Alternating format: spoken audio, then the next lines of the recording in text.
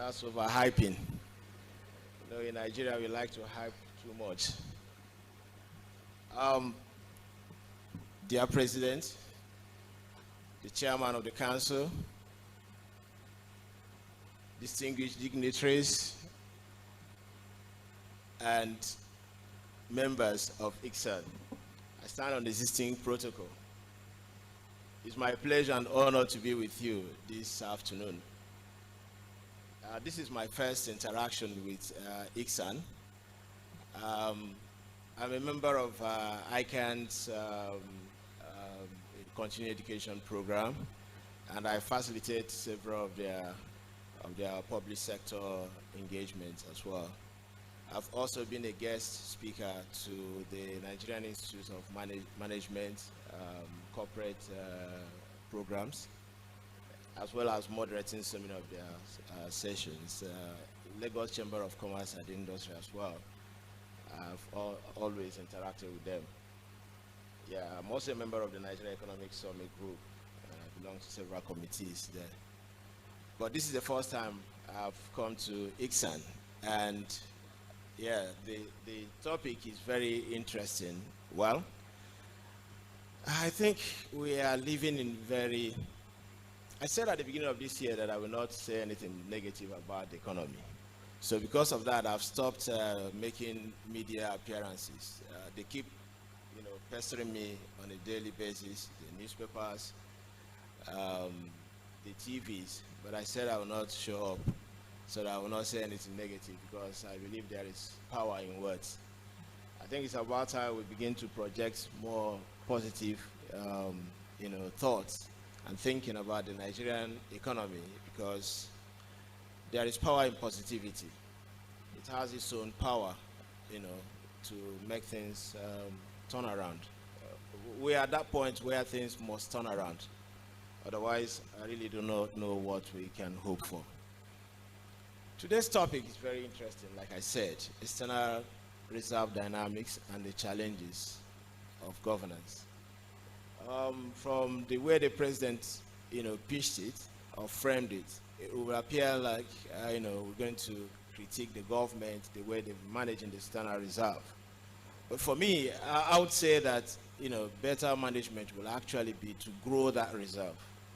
It's not about managing it. We don't have anything. That's the truth. I wouldn't go to explain. Let me start from the last, actually.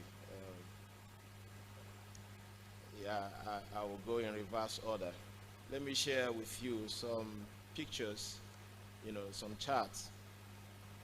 Economics, I'm a data person, so we can never do without graphs and charts and all of that. So I hope that you can, you follow me. Okay, so I want to start with the last pages. Okay, let me start from this one. Yeah. So if you look at that, you will see the key drivers of the Nigerian economy. I don't know if you can see that graph clearly. So you will begin to observe the economic transmission path. What you recognize there is that there are four major drivers, the key drivers of our economy. The first one is the capital flow. So what do we mean by capital flow?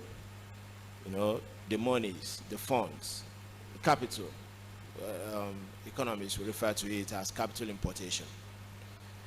And then when you talk of capital importation, you will be speaking to foreign direct investment and foreign portfolio investment. The direct investment is the businesses, the firms that foreigners come to establish in our country, operate them, which create jobs, reduce unemployment, and of course, enhance productivity and competitiveness.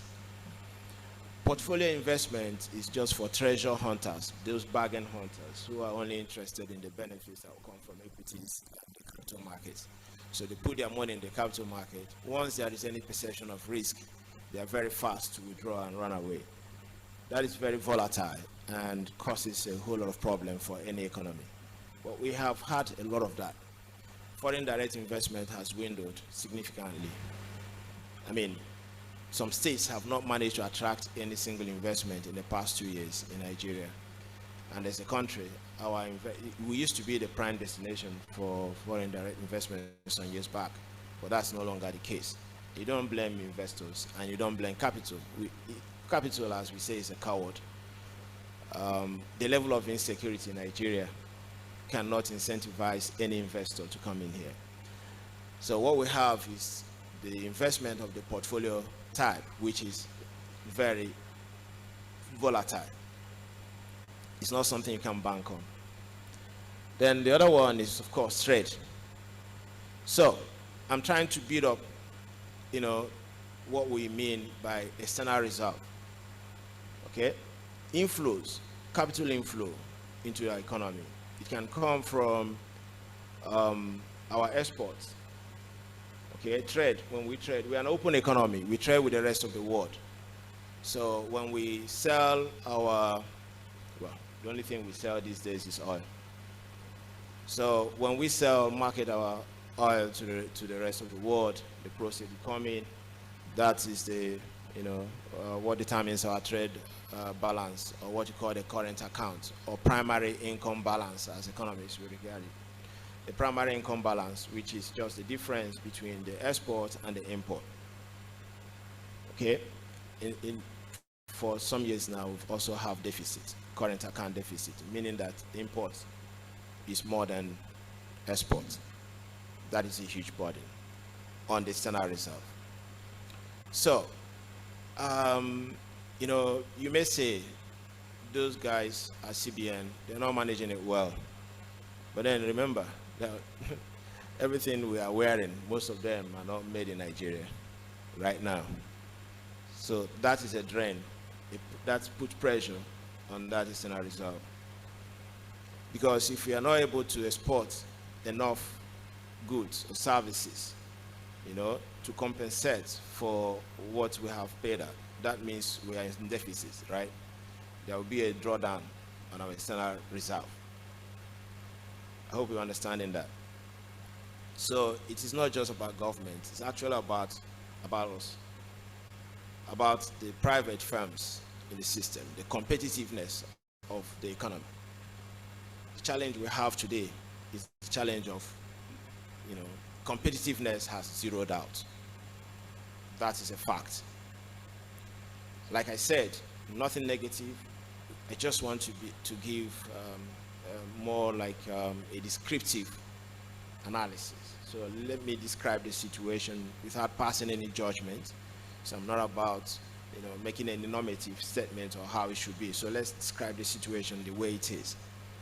So we've got this problem that we lack competitiveness. To buttress that point, the countries such as Niger and Chad have become more export competitive than us. That is a cause to worry. Okay, what do I mean by competitiveness? What are we selling to the rest of the world? In economics, so we've seen that trade is a big issue. In the past, say in 2007, 07, when the rest of the world were in financial crisis, we are completely insulated. Part of the reason was that our capital market, our financial system, wasn't really fully integrated into the global financial architecture. Then, remember, that was the early days of bank capitalization. But after that capitalization and all the reforms, financial reforms, so we now put ourselves into the global financial system. So we become susceptible to contagion effect, meaning that whatever happened in the US will affect us. Whatever happened in Ukraine, Russia is affecting us. The United States has raised rates to 75% basis points. That is, 75% basis point would be like 0.75 of a percentage point. So it's small, but it's big. The impact on us is going to be massive. The reason is because of that thing you see in there. Okay? All the key drivers are external. So the importance of external reserve, again, the essence of this lecture, why I think the lecture was very well chosen, the topic. Because I've always been talking about this in my classes, in my interactions, in my engagements, about the importance of the external sector. The foreign sector is the most critical in any economy. And no economy has developed using bootstrapping its own resources. No. What do you have? We don't have technology. We don't have human resources. I was in a program the other day, GNAM, Global Network of ACSB accredited MBA schools, students from Harvard, from all the top business schools on that program. And there is this Chinese, he's my student, he's an MBA student at LBS, and he runs a business in Nigeria. What was he complaining about? Lack of competent human resources. I don't know if you've observing that also in your own firms. Finding competent people is becoming extremely difficult. Sometimes some skills cannot be found any longer. The little we have, the next, they are all running to Canada. InterSwitch is a unicorn.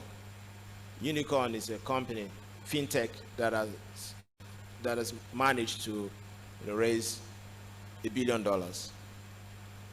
InterSwitch is got to about $3 billion right now, so they're doing great. But they are suffering massively because when they recruit people and train them, before you count 2, they are in Canada. All the consulting firms are facing that. And I'm sure that most of us here also, your kids are not here. They are not planning to come back. That's the reality. So when you have this sort of brain drain, then where are you going to get that competitiveness that we are talking about? Because external reserve is nothing. It's just like you haven't worked. You haven't saved money. So what do you have in your bank account?